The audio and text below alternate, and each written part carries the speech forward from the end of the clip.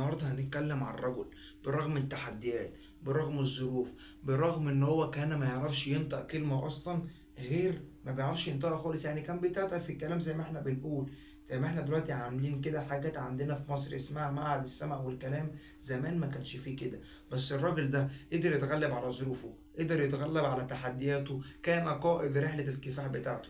بالرغم ان هو ما كانش بيسمع كويس، بالرغم ان هو ما عرفش يقول كلمة بوضوح مهم، بس هو خد فقدان السمع أو قلة السمع ميزة عشان يقدر يكمل اكتشافاته واختراعاته العلمية في هدوء. النهاردة هكلمك عن شخص ولد 11 فبراير عام 1947. من هو الشخص الذي ولد في ميلان عاصمة أوهايو في المملكة المتحدة؟ والمملكة المتحدة كانت إنجلترا قديما. عايز أقول لك مين الراجل ده. الراجل ده هو مخترع المصباح الكهربي، هو مخترع مسجلات الصوت، توماس ألفا أديسون.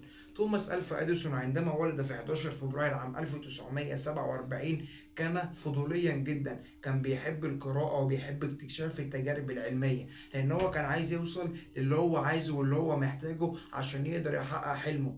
مع إنه ما قعدش في المدرسة كتير، قعد في المدرسة بالظبط 90 يوم، يعني 3 شهور بالظبط. وبعد كده المعلم اللي هو كان بيعلمه هناك اكتشف إن هو أصلا ما عندوش تفكير، ما بيفهمش، حمار يعني. هو المعلم كان شايفه كده بعد 3 شهور، بس والدته ما سكتتش، والدته خرجته من المدرسة وخلته يشتغل في البيت. يا نهار ابيض، ده كده مستقبله ضاع. بص الميزة وبص الفكرة اللي هو اشتغل عليها.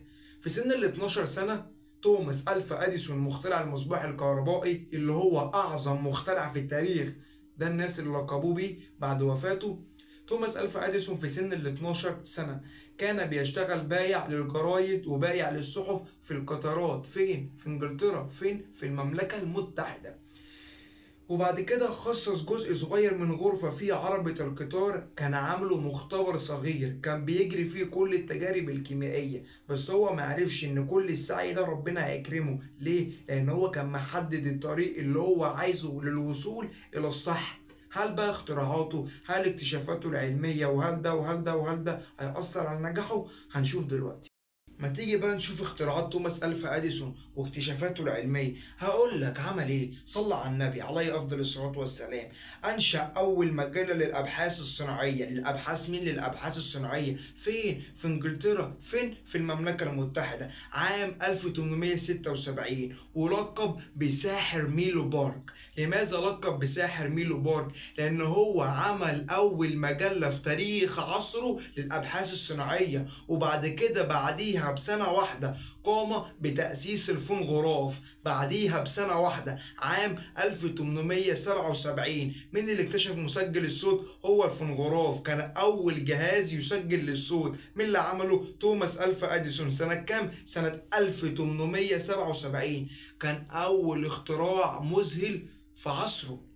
بعد بقى ما الحاجات اللي هو اخترعها دي كلها في سنوات قليلة واتنين ورا بعض، يعني هو عمل أول مجلة للأبحاث الصناعية، عشان كده أطلق عليه ساحر ميلو بارك. سنة كام؟ سنة 1876. وبعديها أسس الفونغراف، أول اختراع مذهل في عصره. سنة 1877 كان أول جهاز يسجل الصوت. 1877. تعالى بعديها بسنتين يبقى كام؟ يبقى 1879. عمل إيه توماس ألفا أديسون 1879؟ أعظم اختراع. اكتشف وقام باختراع المصباح الكهربي سنة 1879.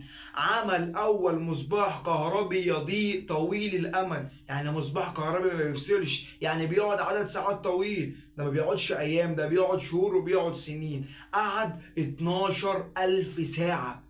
بعد كده دخل في مجالات السيما. ده حتى شارك في تطوير جميع افلام السيما، شارك في تطوير جميع الصور المتحركة. ده حتى الراجل ده بعد الحاجات والاختراعات اللي هو عملها ما اكتفاش. يعني هو عمل اصلا مجال الابحاث الصناعية فين؟ في نيو جيرسي، في الولايات المتحدة ولا انجلترا ولا ايه بالظبط؟ هو اتولد فين؟ في انجلترا. عمل كل حاجة في بلده يقدر يفيد بيها حاله.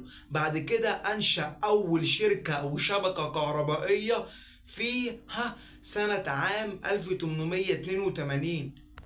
ده حتى اصلا توماس الفا اديسون لما الناس جت لقبته بالمخترع الصغير. عارف ليه لقبوه بالمخترع الصغير؟ ده يا عم عمل شركة مهمة جدا، شركة مصابيح كهربائية مهمة جدا جدا. ده حتى سجل باسمه 1093 اختراع. عارف يعني ايه 1093 اختراع؟ مع انه ما كانش بيسمع كويس، مع انه ما كانش بيتكلم كويس، بس قدر يتحدى ظروفه، قدر يتغلب على الحاجات اللي هو فيها، قدر يتغلب على ظروفه القهرية. بقول لك انشأ شركة الكتريك للكهرباء. توماس الفا اديسون اتجوز مرتين، اتجوز من واحدة اسمها ماري مليوتيل، واتجوز من واحدة تانية اسمها مينا ميلر.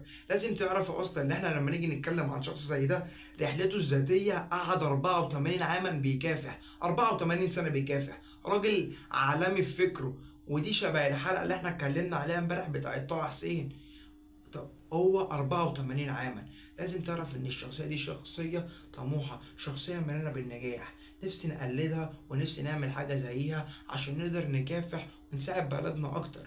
مش هو اتجوز مرتين؟ تمام.